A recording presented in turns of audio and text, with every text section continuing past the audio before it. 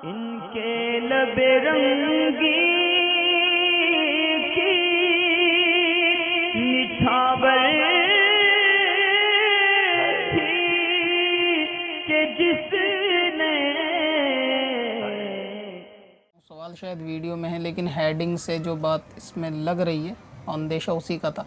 दरअसल इसका अंदेशा तो मुझे पहले भी था। अहले सुन्नत के ग्रुप में व्हाट्सअप के, जब मैं अहले सुन्नत के ग्रुप में सवाल के जवाब दिए थे, उस दौरान भी ये बात रूल के अंदर लिखी थी कि आप अपने ज़रूरत के सवाल ही, यानी रोज़मर्रा के पेश आने वाले सवाल वगैरह ही पूछा करें, फ़िजूल गैर ज़रूरी नहीं। और लेकिन ये कि रद्द वहाबियत ही के ऊपर शायद अहले सुन्नत की जो आवाम है ना अक्सर ज़्यादा ध्यान देती है और खुश होती है कि बदमज़हब के रद्द में कोई उनको जब बात होती है, उलमा इकराम इस तरीके के बयानात करते हैं तो उनके दिल को शायद सुकून ही उस सूरत में पहुँचता है और अपनी ज़रूरत के मसाइल सीखने पे इस कदर के ध्यान नहीं देते।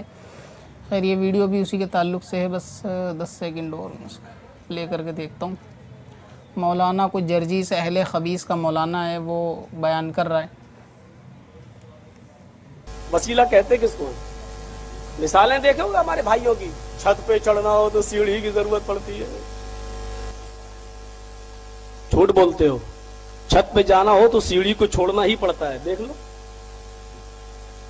ये 10 सीढ़ी है, छत है ऊपर, पहली सीढ़ी पे हमने कदम रखा पहुंच गए? नहीं, पहली सीढ़ी को छोड़ना ही पड़ेगा।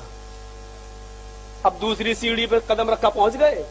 नहीं, दूसरी को छोड़ना ही पड़ेगा। 10वीं पे पहुंच गए, छत आ गई? नहीं, 10वीं सीढ़ी को छोड़ना ही पड़ेगा। अब हम छत पर पहुंचे, सीढ़ी को छोड़े तो हम छत पर पहुंचे, ये दलील तो हमारे फेवर में जा रही है, बाबाओं को छोड़ना ही पड़ेगा। अल्लाह तक जाने के लिए तुम दलील भी देते हो ऐसी, इसमें मात खा जाते हो।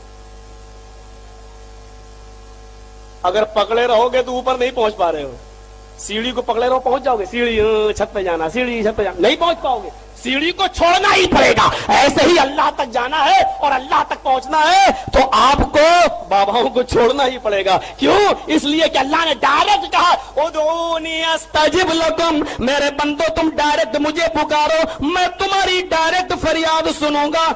हम नहीं सुनेंगे तो कौन सुनेगा? कुल या इबादियल्लज़ीना असरफू अला अनफुसिहिम ला तक़नतू मिर रहमतिल्लाह। आए नबी मेरे बंदों से कह दो, आए नबी मेरे बंदों से कह दो। किससे? मेरे बंदों से। अगर उन्होंने गुनाह कर करके अपने नफ्सों पर जुल्म किया है, अपनी जानों पर जुल्म किया है, तो वो अल्लाह की रहमत से, मेरी रहमत से ना उम्मीद ना हो जाए। ला तक़नतू मिर रहमतिल्लाह, अल्लाह की रहमत से ना उम्मीद ना हो। अल्लाह ने डायरेक्ट कहा मुझे पुकारो, मैं सुनूंगा। देखें, सबसे पहले तो इसकी जहालत यही है कि ये जो शख्स कह रहा है कि ये जो दलील है अहले सुन्नत की दी हुई और अहले सुन्नत के ख़िलाफ़ है कि छत पर पहुंचने के लिए सीढ़ी को छोड़ना होगा, और ये इस वजह से कह रहा है कि पहला पाया छोड़कर ये आदमी जब दूसरे पाए की तरफ बढ़ता है तो इसका वहाँ छोड़ने से मुराद ये है कि सीढ़ी को छोड़कर छत पे जाएगा। हालांकि सोचने समझने की सलाहियत इसके अंदर ख़त्म हो चुकी है।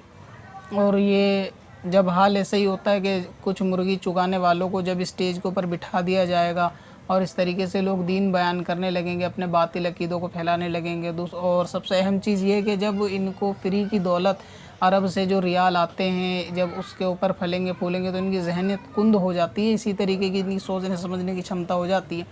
छत के ऊपर पहुंचने के लिए जो सीढ़ी का उलमा इकराम जो इसके अंदर मिसाल देते हैं कि छत पर पहुंचने के लिए एक ज़रिया होता है या वसीला होता है। सीढ़ी ये कहता है कि छत पर पहुंचने के बाद पहुंचा ही जब जाएगा, जब सीढ़ी छोड़ी जाएगी। इस बेअकल को ये बात समझ में नहीं आ रही कि छत पर पहुंचने के बाद बेशक सीढ़ी छोड़ी जाएगी, लेकिन छत पर पहुंचने का जो ज़रिया बनेगी वो बनेगी सीढ़ी, यानी बग़ैर सीढ़ी के तो कोई कूद के छत पे नहीं जाएगा।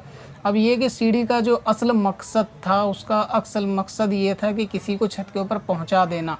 जब सीढ़ी ने अपना काम कर कर छत तक पहुंचा दिया तो मतलब सीढ़ी से जो नफ़ा हासिल करना था वो तो हो चुका, जो वसीला लेना था बीच में जिस चीज़ के बारे में, यानी आदमी एक ज़रिया बनना था, वो ज़रिया बनने के बाद तो आदमी छत पे पहुंच गया। अब ये कि मकसद पूरा हो गया तो इसके बाद राग क्या गाना कि सीढ़ी को छोड़ना पड़ेगा, सीढ़ी को छोड़ना पड़ेगा। तो सीढ़ी का मकसद ही छत पहुंचाने का था, छत पर पहुंच गया। इसका जो ताल्लुक़ है वो मेरे ख़्याल से पीरी मुरीदी के ताल्लुक़ से है, क्योंकि अक्सर ये वीडियो में बोल भी रहा था कि बाबाओं को छोड़ना पड़ेगा। तो आदमी जो है मुरीद जो होता है, बैत होता है जब किसी वली कामिल से, तो उसका मकसद असलियत में ये होता है कि अल्लाह ताला की रसाई हासिल करना, कि नेक बन जाना, अल्लाह ताला की राह में आ जाना और बुराइयों से पीछा छुड़ा देना। और एक कामिल पीर का भी मकसद मुरीद करने का यही होता है कि वो अपने फैज़ से उम्मत को, गुनाहगार को, जिनकी ख़ुद बाज़ाब्ता रसाई अल्लाह ताला तक नहीं होती, ये अपने फ़ज़ल व करम से, अपने फैज़ से वो रसाई अल्लाह ताला तक करा देते हैं कि बद रास्ते से लाकर इनको नेक रास्ते को ऊपर डाल देते हैं। तो इस सूरत में ये अल्लाह ताला की तरफ जो है ना आम शख्स, गुनाहगार शख्स की रसाई हो जाती है। तो ये बीच में एक ज़रिया बनते हैं। अब ये कहता है कि अल्लाह ताला तक पहुँच गया बंदा, वली को छोड़ दे, तो छोड़ना तो इस तरह मकसूद नहीं होता कि बंदा छोड़ देगा, लेकिन जो असली मकसद होता है वो तो पूरा हो ही जाता है। यानी किसी शख्स ने बैत करी किसी पीर से, उसके बाद उसने गुनाह को छोड़ दिए, गुनाह से तौबा कर ली और फिर ये कि नेकी के रास्ते पे आ गया, नमाज इबादत गुजार हो गया और इल्म दीन की तरफ आ गया, तमाम कबाइर से उसने तौबा वगैरह कर ली, तो अब वो अल्लाह ताला की ज़ाहिर सी बात है कि राह के अंदर वो आ चुका है, तो इसी राह के अंदर वो आगे बढ़ता चला जाएगा। तो जो असली मकसद था मुरीद होने का वो तो पूरा हो गया, यानी अल्लाह ताला तक पहुंचाने का। अब रहा ये कि वली को छोड़ देने से वली की ज़ात में कोई नुकसान नहीं होगा, क्योंकि ये तो ख़ुद इनकी रसाई अल्लाह ताला तक होती है, इनका काम ही दूसरे बंदों को अल्लाह ताला तक ले जाने का होता है। अब ये अल्लाह ताला तक जो इनका काम जो है ना पूरा हो जाता है, मेन चीज़ इनकी यही होती है। अब इनकी तो ख़ुद रसाई अल्लाह ताला तक थे, ये किसी आवाम के तो मोहताज नहीं होते। ठीक इसी तरह जो सीढ़ी का जो असल मकसद होता है वो छत तक पहुंचाने का होता है, वो अपना मकसद उसने पूरा करा। दूसरी बात ये जो वसीले वगैरह के ताल्लुक़ से, इसके बारे में उलमा इकराम ने कसरत के साथ कुरान पाक की दलील, हदीस पाक की दलील तो दे रखी है, कि जैसे कुरान पाक की आयत भी बहुत मशहूर आपने सुनी होगी कि नमाज को और सब्र को वसीला बनाओ। तो ये दोनों भी यानी खुदा तो नहीं है, नमाज भी खुदा नहीं है, गैर खुदा है। तो अल्लाह ताला ने वसीले के ताल्लुक़ से कहीं ये इनकार नहीं करा साफ़ के वसीला ना बनाओ। और ये जो इसने कुरान की आयत पढ़ी कि तुम मुझे पुकारो मैं सुनता हूँ, तो ये आयत इस चीज़ की दलील नहीं हो सकती कि अल्लाह ताला बंदा अगर पुकारे तो सुनता है, किसी के वसीले से अल्लाह ताला या नहीं सुन सकता, यानी ये इसकी नफ़ी, दूसरी आयतों की नफ़ी की दलील ये नहीं है। तो ये तो खैर इनका पहले का अकीदा ही बदअकीदे लोगों का रहा है कि वो ये समझते हैं ये आयत पेश करके कि अल्लाह ताला ने कहा मुझे पुकारो मैं अपने बंदों की फ़रियाद सुनता हूँ, तो कहा वली की बारगाह में क्यों जाते हैं। तो अल्लाह ताला ने ये मना तो नहीं करा ना कि अगर आप वली के ज़रिए पुकारोगे या वो फ़रियाद करेगा तो नहीं सुन पाऊँगा, ऐसा तो नहीं है। तो ये उस आयत का इनकार नहीं कर रहा। दूसरी बात, कुरान पाक के अंदर तो इतनी वाज़ेह तौर से आयत है जिस पर आलाहज़रत का एक शेर भी है कि मुजरिम बुलाए आए हैं जाऊ कहे गवाह। तो अल्लाह ताला ने ख़ुद फरमाया कि जब तुम अपनी जानों पर जुल्म कर लो तो ये महबूबी तुम्हारी बारगाह में आ जाए और तुम इनके लिए शफात पाओ, तो बेशक अल्लाह ताला को बहुत करम वाला पाओगे। तो इसका मतलब क्या है कि अल्लाह ताला ख़ुद अपने महबूब की बारगाह में जाने के लिए उम्मत को कह रहा है कि गुनाह करने के बाद आप हुज़ूर अलैहिस्सलाम की बारगाह में आओ और तौबा तलब करो, फिर हुज़ूर तुम्हारी शफात चाहें तो अल्लाह ताला को आप रहम वाला पाओगे। तो इसका मतलब ये है कि ये चीज़ वसीला ही इसको आप करार देंगे कि हुज़ूर अलैहिस्सलाम की बारगाह में। अब रहा ये कि बहुत सारे लोग कहते हैं कि अल्लाह ताला तो डायरेक्ट सुनता है, डायरेक्ट बंदा और अल्लाह ताला के बीच में किसी को वसीला नहीं बना चाहिए। तो देखें अल्लाह ताला डायरेक्ट सुनता है, इसका तो इनकार नहीं है, तो इस पर कोई बहस भी नहीं हो सकती कि अल्लाह ताला के डायरेक्ट सुनने का कोई मुनकिर हो, कोई इस बात का अगर कायल है कि अल्लाह ताला डायरेक्ट नहीं सुनता तो बिल्कुल काफिर है, उसके अंदर कोई इनकार नहीं है। असली ये है कि हर चीज़ बंदे को डायरेक्ट अल्लाह ताला से मिल जाए ऐसा नहीं है। कुरान मुक़द्दस आया, हुज़ूर अलैहिस्सलाम की ज़ात मौजूद थी बीच में।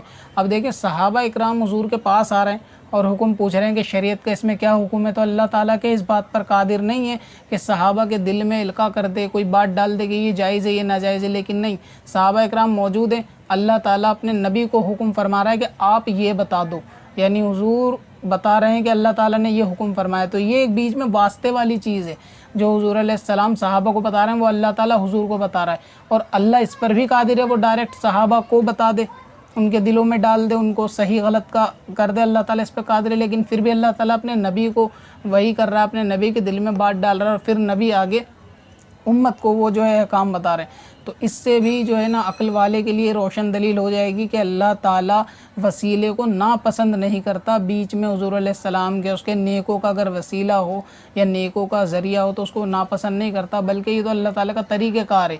नमाज़ें मिली तो वो हुज़ूर अलैहिस्सलाम से मिली हैं, इसी तरह जितने भी अहकाम शरीयत मिले, दीन मिले, कलमा मिला, अल्लाह ताला की मारिफत मिली, यहाँ तक कि जिसको जो कुछ मिला हुज़ूर अलैहिस्सलाम के सदक़े वसीले से मिला। ख़ुद बाज़ाहिर भी सहाबा को अहकाम मिलते थे तो ख़ुद उन पर वही नहीं आती थी, बल्कि हुज़ूर पर वही आती थी और हुज़ूर अलैहिस्सलाम ही आगे जाके सहाबा को बताते थे। तो अल्लाह ताला भी ख़ुद वसीले ही से यानी आगे का मामला हुज़ूर के ज़रिए से उम्मत के लिए चलवा रहा है। तो ये अल्लाह ताला को पसंदीदा तरीका है, अगरचे वो डायरेक्ट सहाबा इकराम के दिल में इल्का करने पर भी कादिर है, लेकिन इस बात का इनकार नहीं किया जा सकता कि अल्लाह ताला वसीले का या इस चीज़ का जो है ना कायल नहीं है, ये चीज़ शिर्क है या मना करने वाली है। ये तो इसकी जहालत है जो ये बोल रहा है कि सीढ़ी को छोड़कर छत पे जाए। ये जाहिल ये नहीं समझ रहा कि मकसद ही छत पे जाने का था, तो छत पे पहुंच गए, अब सीढ़ी का काम ख़त्म भी हो गया तो मकसद तो पूरा हो गया। जब अल्लाह तक रसाई का मकसद है, बैत हुए, अल्लाह तक रसाई हो गई तो मकसद तो पूरा हो गया और असल मकसद भी यही था। तो यानी कि वो मकसद तो अहले सुन्नत के लिए दलील कवी पत्थर में असल